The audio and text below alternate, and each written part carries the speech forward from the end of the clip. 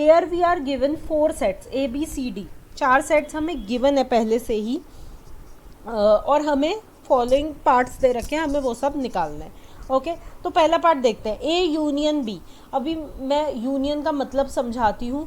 Union क्या होता है कि जो दोनों सेट्स में है, मतलब एक एलिमेंट है X, अगर वो A में है और B में नहीं है तो वो A यूनियन B में आएगा ही आएगा, क्योंकि वो A में है। यूनियन का मतलब होता है या तो A में आए या तो B में आए या दोनों में आए, हमें कुछ फ़र्क नहीं पड़ता, पर वो A और B में होने चाहिए। अगर मैं A और B की एज अ होल बात कर रही हूँ तो उस सेट में वो एलिमेंट होना चाहिए।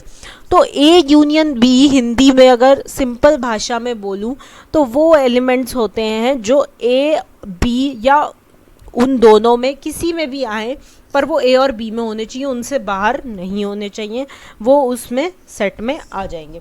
ठीक है, तो A union B is simply A plus B, A के सारे एलिमेंट्स प्लस B के सारे एलिमेंट्स। लेकिन आप देख सकते हैं यहाँ पर जो 4 और 5 है वो A में भी है और B में भी है, और सेट्स में हम रिपीट तो करते नहीं है एलिमेंट्स, तो हम 4 और 5 को एक बार लिख लेंगे, बाकी सारे एलिमेंट्स को एक एक करके लिख लेंगे।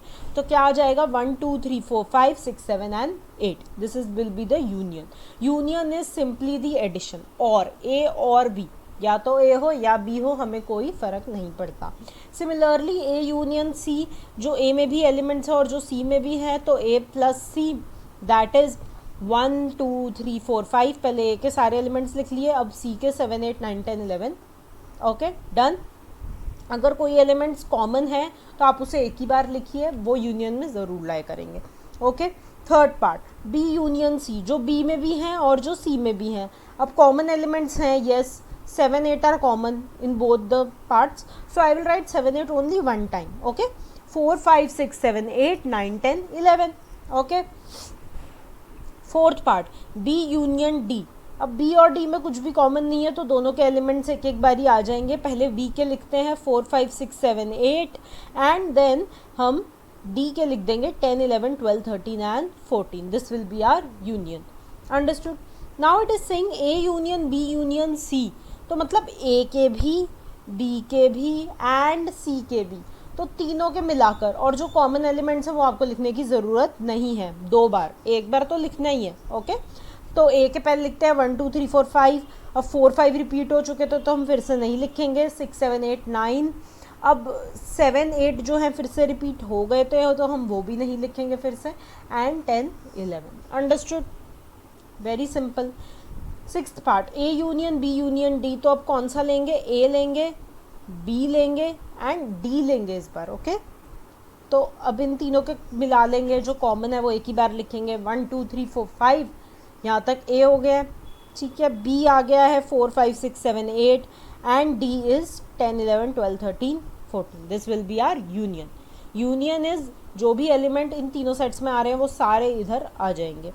Seventh B union C union D, तो अब हमें क्या चाहिए? B चाहिए, C चाहिए एंड D चाहिए, तो इन तीनों के सारे एलिमेंट्स लिख लेंगे। पहले B के 4 5 6 7 8, फिर C के 7 8 9 10 11 एंड देन D के 10 11 12 13 14, एक ही बार लिखने हैं repeated elements. Understood? Now ninth part is talking of intersection. Okay, now what is intersection? Sorry, eighth part, I missed eighth part. Eighth part is talking about intersection. What is intersection? A intersection B union C. Intersection is the elements common to both the sets. Now they are saying that B union C जो भी set बनेगा, हमें नहीं पता, जो भी वो set बनेगा, और A और B यूनियन C में कौन से एलिमेंट्स ऐसे हैं जो कॉमन है। तो आपको पता है B यूनियन C का है हमारा, ये रहा, this is our B union C। Okay, third part. Okay, see here, अब हमें B यूनियन C पता है, हमें A पता है। ठीक है, अब हमें बताना है कि इन दोनों के कॉमन एलिमेंट्स कौन से हैं। इंटरसेक्शन मतलब दोनों के सेट में जो एलिमेंट्स कॉमन है, जो दोनों में आते हैं। इंटरसेक्शन में हम ऐसे नहीं लेते कि ये एलिमेंट A में है लेकिन ये B में नहीं है तो इन दोनों के इंटरसेक्शन में होगा। No, it must belong to A, it must belong to B, then only the element will lie in the intersection of A and B। Intersection means elements common, या फिर you can say A and B। हम intersection को generally किससे denote करते हैं? I am writing on the top intersection को हम denote करते हैं एंड से, और यूनियन को हम डिनोट करते हैं और से। तो आप यहाँ पर अगर इंग्लिश भी लगा के देखें कि A and B union C, मतलब ए में भी और बी यूनियन सी में भी, अगर आप यूनियन में और लगा के देखें ए और बी, या फिर ए में हो जाए या बी में हो जाए, nothing matters. Okay, so here we have to find the intersection. तो मेरे को बी यूनियन सी पता है, मुझे ए भी पता है। अब आप देख सकते हैं कौन से कॉमन एलिमेंट्स हैं, 4 5 are common, okay, else nothing is common. So the answer will be 4 and 5 because only 4 and 5 are common. Now ninth part, A intersection B. Now I know A set, I know B set. Okay, मैं इसका intersection निकाल लेती हूँ। क्या होगा A intersection B, क्या होएगा? A intersection B would be 4 and 5. As you can see, it is easy. B intersection C will be 7 and 8. Very good. अब मुझे इन दोनों का इंटरसेक्शन निकालना है, ठीक है। 4 और 5 और 7 और 8 ये दो सेट है, 4 5 एक सेट है, 7 8 दो सेट है। इन दोनों में कॉमन क्या है? बीच में इंटरसेक्शन का साइन है, कॉमन क्या है इसमें?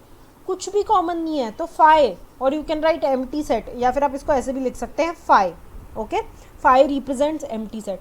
तो 5 का मतलब क्या है कि इन दोनों एलिमेंट्स में कुछ भी कॉमन नहीं है, और जब कुछ भी कॉमन नहीं होता तो हम उन्हें क्या कहते हैं? Disjoint sets. मतलब कहीं भी वो एक दूसरे को ज्वाइन नहीं कर रहे हैं, they are disjoint. Okay, understood. 10th part, A union D intersection B union C. तो सबसे पहले ए यूनियन डी निकाल लेते हैं। ओके, ए यूनियन डी क्या होएगा? ए के सारे एलिमेंट्स और डी के सारे एलिमेंट्स, मतलब 1 2 3 4 5 10 11 12 13 14। And B union C you have calculated only here, this is the set B union C. See this, I am marking it. B union C ये वाला सेट है। तो ए यूनियन डी और B union C में कौन से ऐसे elements हैं जो कॉमन है? ओके, तो एक तो 4 5 कॉमन है भाई, ठीक है। 6 7 कॉमन है? नहीं, क्योंकि वो ए और डी दोनों में ही नहीं आ रहे हैं। 8 9 कॉमन है? नहीं। 10 11 कॉमन है? यस, क्योंकि वो डी में आ रहे हैं। ओके, सो कौन से 4 एलिमेंट्स कॉमन है? 4 5 and 10 11। So this will be our required answer, 4 5 and 10 11। You can check also by writing individually A union D and B union C, and then check which of the elements are common. Okay.